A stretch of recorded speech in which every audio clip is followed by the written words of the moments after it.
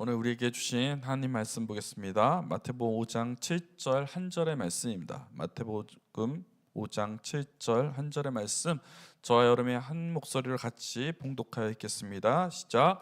긍휼히 여기는 자는 복이 있나니 그들이 긍휼히 여김을 받을 것임이요. 아멘. 주님의 말씀입니다. 예전에 저희 직원 중에 그렇게 잘 우는 직원이 한 명 있었습니다. 그 뭔 얘기를 하면 그냥 감동해서 막 울음을 터뜨리는 자매입니다. 그 자매가 작은 실수를 해가지고 제가 혼을 내도 펑펑 웁니다. 그래서 뭔가 이 자매를 혼내기가 두려웠어요. 또 제가 설교를 하면 설교 내내 뭐가 그렇게 감동이 되는지 뒤에서 펑펑 소리를 내며 우는 자매였습니다. 사람들은 그 자매를 보면 정말 믿음도 좋고 사람에 대한 긍휼함이 넘치는 사람이라고 칭찬했습니다. 그런데 시간이 지나서 저희 직원으로 그만뒀는데 여기저기에서 그 자매에 대한 문의가 저희에게 왔습니다. 다들 돈을 빌려줬는데 갚지를 않는다고 이야기를 합니다. 돈을 빌릴 때는 펑펑 울면서 어렵다고 돈을 빌렸는데 나중에 돈을 갚을 때 되면 잠적을 하고 전화를 끊고 받지를 않는다고, 도대체 그 자매를 어디서 찾는지 저에게 문의가 오고 찾아달라는 연락이 왔습니다. 사람들이 이 자매에 대한 배신감이 너무 컸던 것 같아요. 왜냐하면 보기에 너무 잘 울어서 그 마음에 사람에 대한 긍휼함이 있었을 거라 생각하고 믿었기 때문에 믿는 도끼에 발등을 찍은 것처럼 사람들은 그 다 마음에 상처를 받은 것 같아요. 그런데 우리 주위에 정말 잘 우는 분들이 있어요. 잘 울면 이상하게 사람에 대한 긍휼함이 있어 보입니다. 근데 다 그럴까? 요즘 저는 갱년기라 그런지 누가 툭 쳐도 그냥 눈물이 팍 나와요. 드라마 보다가도 팍 울어요. 호르몬의 변화가. 지난번엔 창세기 보다가 팍 울었어요. 그래서 우는데 내가 은혜가 되는 것도 있지만 이렇게 요즘에 그 감정이 이렇게 그래서 그런지 건들면 그냥 툭 터집니다. 그러면 드라마 보면서 주인공 불쌍하다고 운다고 그 사람이 오늘 성경이 말하는 긍휼한 사람일까? 일반적으로 우리가 생각하는 긍휼함이라면 남의 불쌍히 여기거나 측은지심을 생각합니다. 그런데 여러분 보십시오. 실제로 예수를 믿지 않으면서도 저보다 착하게 사는 사람들이 있어요, 없어요? 있어요.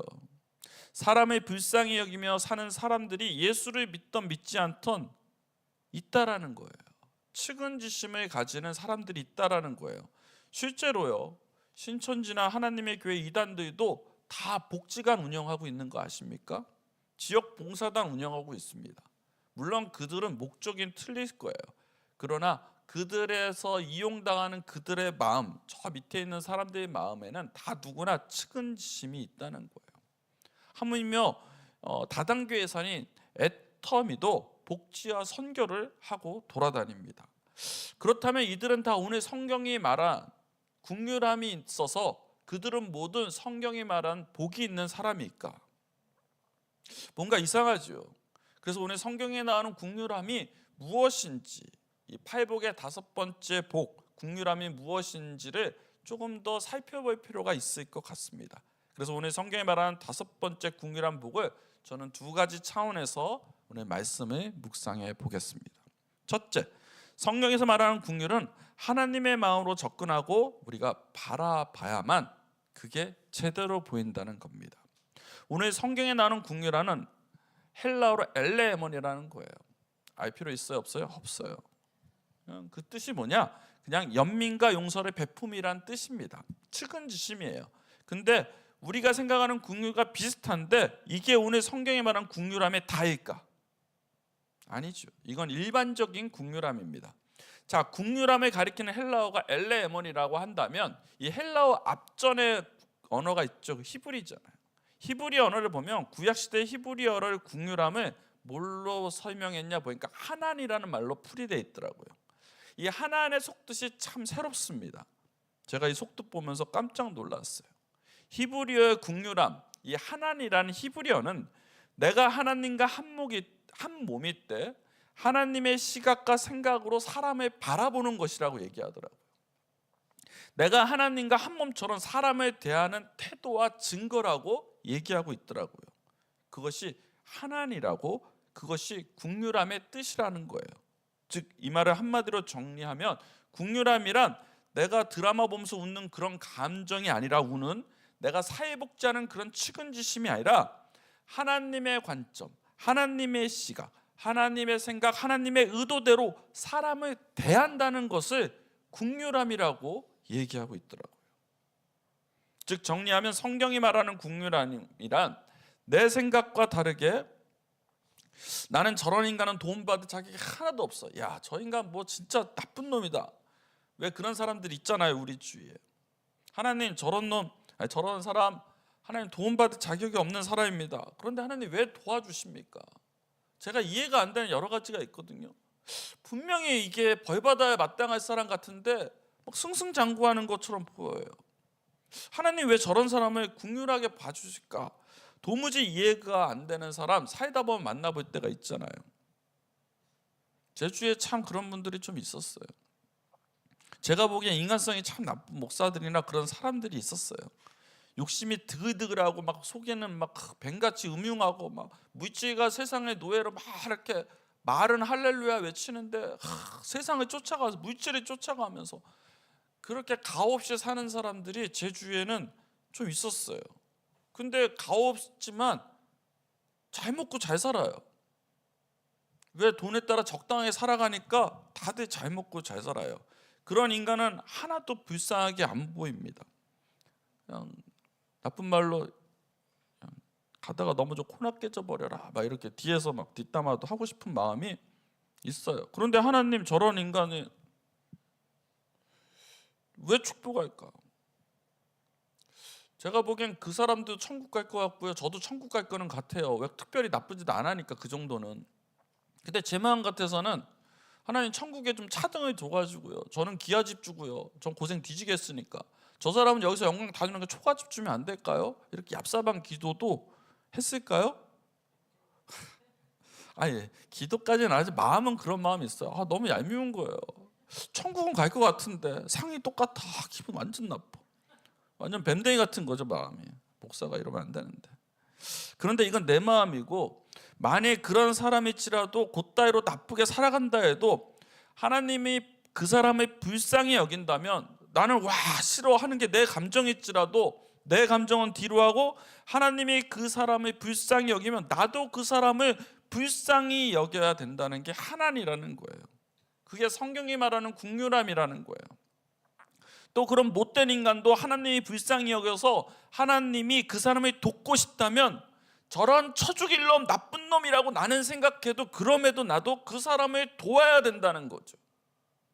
또 하나님이 그 사람을 국률히 여기고 자비를 베풀기로 계획했다면 나도 그 사람을 국률히 여기고 자비를 베풀어야 하는 것이 오늘 성경이 말하는 국률함, 그 하나니라는 단어입니다. 와 너무 어려워. 하난 엘리에돈 국률이라는 단어가 핵심인데 그런데 참 여기서 비춰보면 저와 여러분은 국률함이 없는 사람 같습니다. 저는 그래요. 저는요 이 원어의 하나를 알기 전까지는 제가 국률한 사람인 줄 알았어요. 왜냐하면 제가 평생에 20년 동안 쪽방촌에서 열심히 사역했잖아요. 아직도 소외된 사람들 보면 제 마음이 측은지심이 있어요. 뭔가 도와주고 싶어요. 그래서 오바를 해요. 그래서 우리 아내가 제발 오바하지 말라고 그냥 먼저 막 이렇게 도움의 손길이 나가다 나중에 칼 맞고 아파하고 막. 그런데도 아직도 저는 그런 가난하고 힘들고 어려운 사람들 보면 도와주고 싶어요. 그래서 저는 제 마음이 측은지심이 넘치는 사람, 나는 국률함이 있는 사람이니까 이 본문을 봤을 때 자신이 있었어요. 야 나는 국률하니까 국률함을 받을 자격이 있구나. 그런데 오늘 성경을 보니까 뭐래요? 그건 이단도 그렇게 한다는 거예요. 실제로는 오늘 성경이 말한 국률한 마음은 저에게 없다는 거예요. 마치 야고보서 2장 19절의 내용과 같습니다. 우리 야고보서 2장 19절 봅니다. 내가 하나님이 한 분인 줄 믿느냐? 잘하는도다. 귀신들도 믿고 떠드니라. 네가 하는 국률은 누구나 다 하는 거잖아. 이만희도 하고 하나님의 나라 그 여자, 그 이상한 지가 왕이라는 여자, 그 이모인가 그 여자도 그렇게 한다는 거죠. 그런데 나는 그 이상의 긍휼을 원하신다는 거예요. 마태복음 5장 46절 47절 보겠습니다. 너희가 너희를 사랑하는 자를 사랑하면 무슨 상이 있으리요? 세리도 이같이 아니하냐? 또 너희가 너희 형제에게만 무난하면 남보다 더하는 것이 무엇이냐? 이방인들도 이같이 아니하느냐? 예수님께서는 단순히 가까운 사람들만 사랑하는 것이 아니라 원수까지도 사랑하라고 가르치셨어요.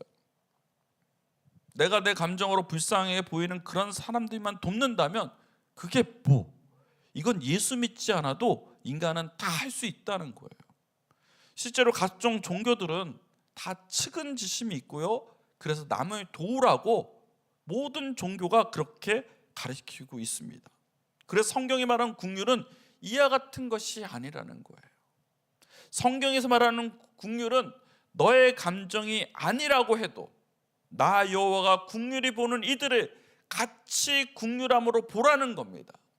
너의 감정으로가 아니라 나의 감정과 나의 시각으로 보라는 것이 하나님이라는 뜻이에요. 저놈이 천하의 나쁜 놈이고 나에게 해악을 끼치는 놈이고 내가 그 인간을 불쌍히 보면, 그런 놈이라 할지라도 하나님이 불쌍히 보면 너도 그 인간을 저주하고 미워하지 말고 내 시각으로 그를 불쌍히 보라는 거예요. 그러니까 나는 긍휼한 사람 아니었구나. 자, 이렇게 말씀하신 예수님 오늘 성경 다음 구절에 우리가 나갈 방향을 확실하게 얘기하고 있죠. 마태복음 5장 44절, 나는 너에게 이르노니 너희 원수를 사랑하며 너희를 박해하는 자를 위하여 기도하라. 즉 너의 친구, 너의 감정을 넘어서 심지어 우리를 미워하는 사람이니까 사랑이 확장돼야 한다는 말이에요. 성경 너무 어려워. 너무 어려워. 여튼 오늘 성경에서 말하는 긍휼함은 이와 같은 마음인 것 같아요. 내가 판단해서 불쌍해 보이는 사람을 돕는 것은 그냥 누구나 하는 일이에요. 이것을 못하는 인간들도 있지만 그래도 사람은 대부분 본능적으로 긍휼한 측은지심이 있어요. 하지만 오늘 성경의 긍휼함은 내가 판단하지 말고 하나님이 불쌍히 여기는 그 인간들까지도, 그 인간들이 원수라 할지라도, 나를 해하는 사람일지라도, 나에게 억울함을 주는 사람일지라도, 내 인생을 방해하고 나를 붙잡는 사람일지라도, 나의 앞길을 막는 사람일지라도, 나를 너무너무 힘들게 하고 우리 가정을 힘들게 하는 사람일지라도, 정말 보기 싫어 미칠 사람일지라도 하나님이 원하시면, 하나님이 그들을 불쌍해 보고 있다면 너도 그와 같이 하라. 그것이 긍휼함을 여기는 사람이라는 겁니다. 마라나타, 그냥 빨리 오세요. 어떻게 합니까 그렇게? 이게 쉬워요, 어려워요? 너무 어렵어요. 나의 판단과 가치 기준으로 사람을 대하지 말고 하나님의 시각으로 바라보는 것인데, 설교는 쉬어도 이것을 지켜낸다? 솔직히 제가 자신 있게 여러분 앞에 하십시오라고 얘기할 자신이 없습니다. 왜? 내가 못할 것 같으니까. 왜냐하면 나에게는 저는요, 하나님 좀 긍휼하게 여겨주지 마시고 좀 차등을 줘서 좀 때려도 주시고 좀 그랬으면 좋겠어요 하는 마음이, 제 연약한 마음이 제 안에 있기 때문에 그래요. 실천할 자신이 솔직히 저도 없습니다. 그래서 어젯밤에 기도했어요. 하나님, 자신 없는 설교 살짝 빼고 다른 거 이렇게 넘어가서 왜 이 뒷부분에 하나님에 대한 얘기 이만큼 나오더라고요. 그런데 성경 20분 만에 설교 끝내야 되잖아요. 20, 30분 만에. 그러니까 뒤에 부분을 강조하고 요거 빼면 안 될까요? 우리 하나님 뭐라고 하시는지 아십니까? 아무 말도 안 하세요. 늘 얘기하지만 우리 하나님은 자기 할 말만 하지, 일반 통행. 그리고 대답 안 들으십니다. 이미 말씀하셨다는 거죠. 네 마음에 부담, 거룩한 부담이 있지, 그 거룩한 부담이 맞는 거야. 그걸 하라는 거예요.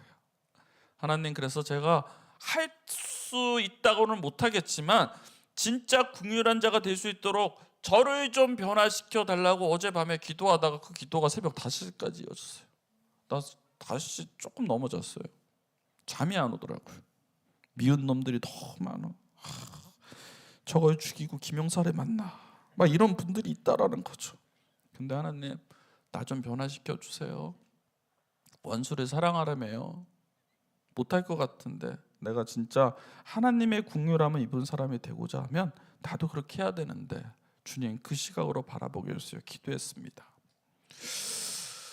여러분 기도합시다. 하나님이 그 사람을 국률하고 불쌍하고 바라본다면 우리도 우리의 시각을 바꾸어 그들이 불쌍을 봐달라고 기도해야 됩니다. 그 불가능한 기도에 그 얄미운 놈들 위해 기도해 나가는 저와 여러분들에게 주의 이름으로 축복합니다. 자, 그런데 그렇게 주님이 원하는 기도라면 누가 좋을까? 그놈들은 변화가 없습니다. 이미 하나님은 불쌍하게 그를 바라보니까 내가 기도한다고 안 한다고 변하는 게 없어요. 그런데 그 기도의 문제는 그 사람의 문제가 아니라 나한테 적용된다는 거예요. 하나님이 불쌍히 여기는데 내가 이놈들 죽여야지 하고 저주하고 분노해서 복수의 칼을 마음에 품고 다닌다면 그 칼에 누가 다칩니까? 내가 다쳐요. 여러분 생각해 보십시오. 언젠가 본때를 보여줘야지 저는 하는 마음으로 살면 행복할까? 내가 저놈에게 언젠가 본때를 보여주고 말 거야. 내가 언젠가 내가 할 거야 막 이러면 그래서 막 가슴에 칼을 품고 다니면 이 칼이야 품고 다녀. 근데 칼이 너무 날카로워요. 이렇게 싹 하면 막 없어지면 칼 제어지는 칼이 내가 품고 다닌다고 생각해 보세요. 내 행동이 자연스러울까? 부자연스러울 거예요. 왜? 이게 너무 날카로워서 나를 찌를 수 있기 때문에 내가 조심조심하면서 살아갈 겁니다. 그러므로 사람이 미워서 사람에 대해 가슴에 칼을 품고 살면 그 품은 칼을 가장 먼저 나 인생을 위협한다는 사실을 여러분 기억하셔야 돼요. 칼을 마음에 품으면 내가 다칠 수 있어요. 너무 날카로우니까. 그래서 사도 바울은 뭐라고 명령합니까? 에베소 4장 26절 같이 읽습니다. 우리 같이 읽을게요. 시작. 분을 내어도 죄를 짓지 말며 해가 지도록 분을 품지 말고. 우리를 위해서 빨리 털어버리래요. 주님은 이미 국률하게 그 사람을 봤다니까. 근데 네가 쫓아오지 않으면 네가 다친다는 거예요. 네가 칼을 품고 있으면 너 아프다는 거예요.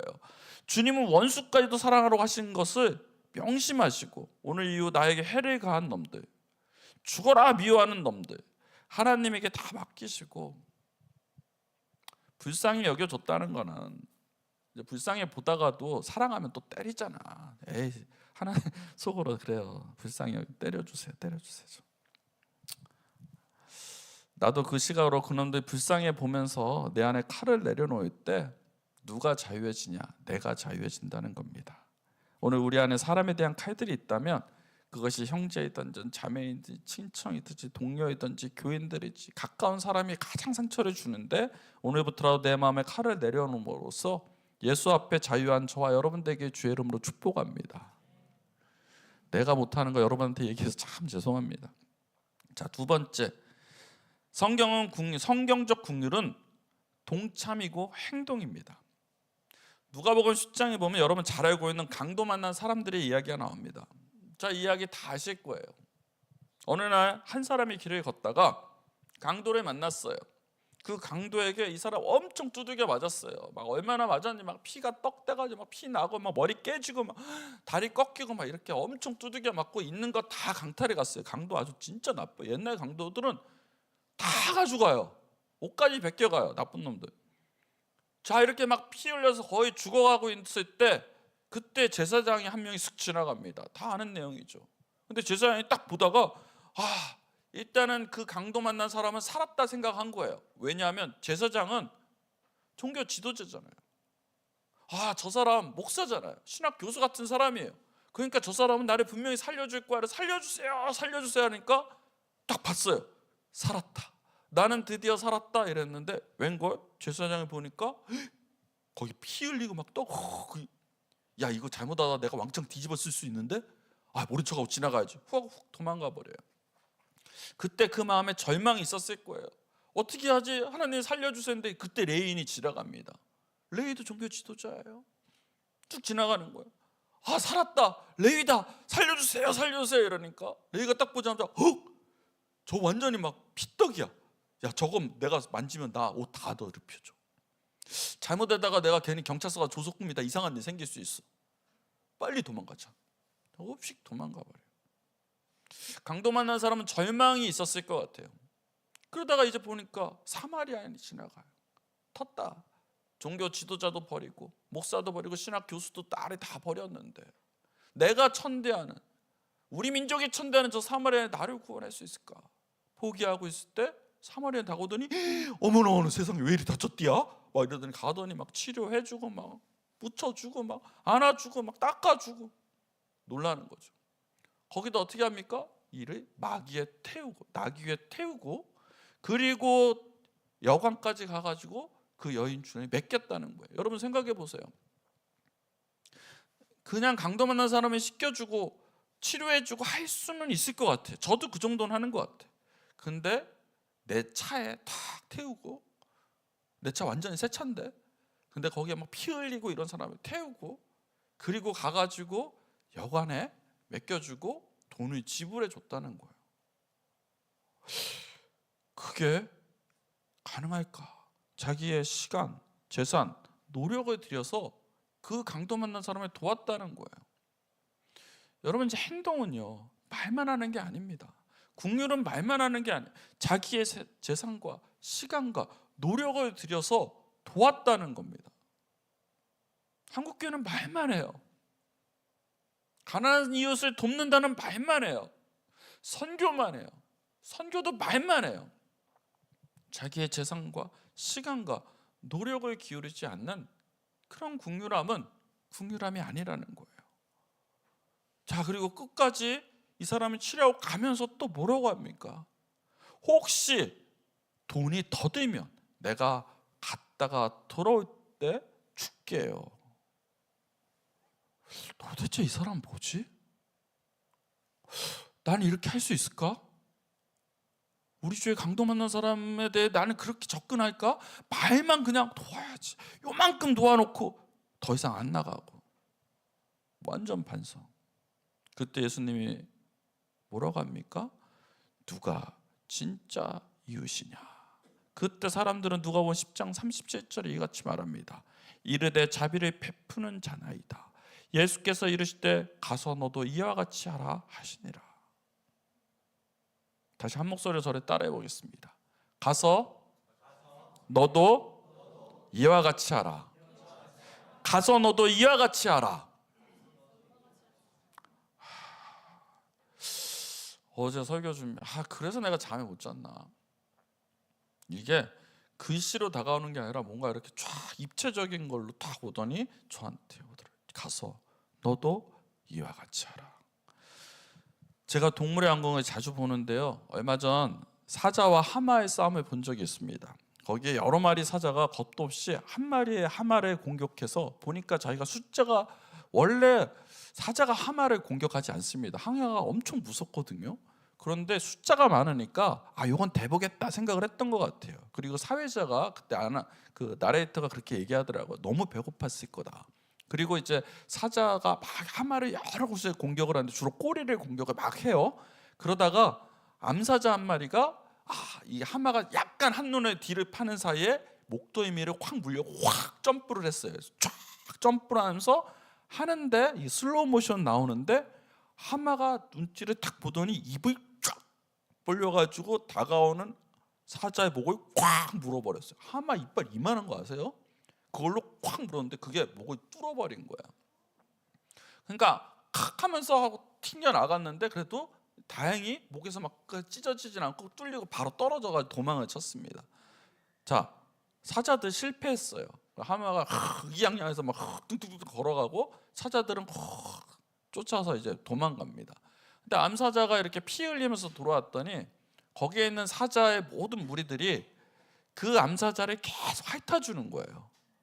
사실은 이 암사자는 어떤 상태입니까? 고통 가운데 죽어가고 있는 상태에서 너무 아파하고 괴로워하니까 주위에 있는 모든 사자들이 모여서 계속 핥고 있더라고요. 나 또 그거 보면 또 눈물 나잖아. 나 그거 왜 이거 국률한 거 아니라니까. 그냥 감정이야. 막 핥고 있는데 그게 너무 짠한 거예요. 살리고 싶어서 막 하는데 결국은 울다가 죽었어요. 죽었는데 이 사자들이 거기를 떠나지 않고 그래도 꽤 오랜 시간 계속 이렇게 핥아주면서 있다가 시간이 되니까 어쩔 수 없고 하니까 사자들이 떠나갔습니다. 죽어가는 모습을 봤을 땐 누군가의 아내 같기도 하고 누군가의 엄마 같기도 하고 그 죽어가는 사이 누군가의 동료 같기도 한 거예요. 그 동료의 죽음 앞에 그 사람들이, 그 사자들이 떠나지 않는 거예요. 우리가 생각할 때 사자는 본능만 있지 감정이 없을 것 같은데 거기 보니까 사자들은 고통스러워 죽어가는 그 동료를 너무나 위하고 사랑하는 것처럼 보였어요. 그래서 열심히 핥아주다가 보는데 결국은 죽었습니다. 그 암사자를 두고 떠나는 모습을 볼 때 이게 긍휼함 아닌가? 동료의 고통과 죽음 고독에 동참하는 것, 말만 하지 않고 동참하는 이것이 성경에 말하는 긍휼함 아닌가? 우린 그런 긍휼함이 있을까? 이웃의 배고픔과 추움에 관심을 가지고 동참하는 것이 성경적 긍휼입니다. 우린 그런 게 있을까? 나는 그런 게 있을까? 어제 잠이 오지 않더라고요. 뭔가 내가 잘못 살았나? 하나님의 시각으로 사람을 봐야 되는데 하나님이 그들을 긍휼하게 보면 나도 긍휼하게 봐야지. 내 감정으로 보는 게 아닌데. 야고보서 2장에 이런 말을 합니다. 야고보서 2장 만일 형제나 자매가 헐벗고 일용할 것이 없는데 너희 중에 누구든지 그에게 이르되 평안히 가라, 덥게 하라, 배부르게 하라 하며 그 몸에 쓸 것을 주지 아니하면 그게 무슨 유익이 있는 말이냐. 그게 이와 같이 행함이 없는 믿음은, 행함이 없는 긍휼은 그 자체가 죽은 것이다. 말만 믿음 하면서 행동하지 않으면 우리 주님이 뭐라고 할까? 잘하는도다 귀신도 그와 같이 한다. 이 바보야. 귀신과 우리의 차이가 뭡니까? 우리는 말씀 그 로고스를 믿어요. 그래서 지켜 행하는 것이 우리 기독교인들입니다. 귀신은요 말씀을 알아요. 근데 안 지켜요. 불순종합니다. 그게 귀신들이에요. 그게 귀신 나부랭이들이에요. 근데 왜 우리는 말씀을 아는데 왜 안 지켜서 귀신의 나부랭이로 살아가냐는 거죠. 여러분이 귀신 사탄의 종으로 살겠습니까? 그 나부랭이 조이개로 살겠습니까? 아니잖아요. 이제는 그것을 넘어서 내가 있는 그 말씀, 로고스의 그 말씀을 내 삶에, 내 직장에, 내 가정에, 내 생각에 적용하여 살아가는 그런 믿음의 사람 되게 주님의 이름으로 축복합니다. 여러분, 선택은 여러분들의 몫이에요. 그에 대한 결과는 주님의 결정이오니 오늘 이 시간 주님의 말씀에 책임을 지는 그 삶의 도전의 삶은 그런 사람들 되게 주의 이름으로 축복합니다. 말씀을 정리합니다. 차 한 팀 올라와 주시고요. 누군가 나에게 하지 말아야 될 말을 하거나 하지 말아야 할 행동을 한다면 그 사람은 분명 얄밉고 미울 거예요. 하지 말아야 될 말과 하지 말아야 될 행동들 있잖아요. 근데 누군가 막 그렇게 하면 정말 미울 것 같아요. 그래서 나중에 두고 봐요. 언젠가 본때를 보여줘. 그런 마음 가지게 합니다. 여러분들이 나빠서가 아니라 사람은 다 그래요. 그런데 가만히 생각해 보면 나에게 하지 말아야 될 말을 하거나 하지 말아야 될 행동을 한 사람은 주로 계획적이거나 악의적인 경우가 그렇게 많지가 않습니다. 그냥 무심코 툭 던진 말이나 생각 없이 하는 행동들 때문에 그냥 그런 일이 생겨요. 계획적이나 악의적이지 않은 일이 태반입니다. 대개 이런 경우는 그 사람은요 당사자가 나에게 상처를 주었다는 사실조차 모르는 사람들이 태반이에요. 근데 하지 말아야 될 행동이 있고 하지 말아야 될 말들이 있는데 그냥 막 던져.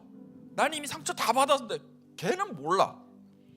근데 상대방은 나에게 상처 준 것도 모르는데 그냥 나는 나 혼자 힘들어가지고 혼자 분노하고 그래서 혼자 막 칼 갈고 저 죽여버려야지. 자기 혼자 상처받고 또 그리고 기도하다 상처 또 혼자 치유돼. 동시에 그 마음으로 힘들어하고 또 용서하고 막 생쇼를 막 하고 있는 거예요. 걔는 가만히 있는데. 물론 의도적인 경우도 있어요. 그렇지만 이런 경우라도 즉시 분을 품지 말고 신중하게 관찰할 필요가 있습니다. 나에게 상처를 준 사람의 이 심리 상태가 정상이지 않은 사람들이 있어요. 너무나 힘들 때, 그래서 막 분노함이 있을 때, 그래서 막 이상하게 나한테 상처를 주는데 보니까 심리 상태가 엉망인 거예요. 혹은 나에게 열등감이 있어서 그런 분들도 있어요. 옛날에 우리 높은 뜻 교회 목사들이 나한테 열등감 엄청 심했나 봐. 나를 그렇게 괴롭혀. 근데 그 열등감은 누가 줬어? 내가 줬잖아.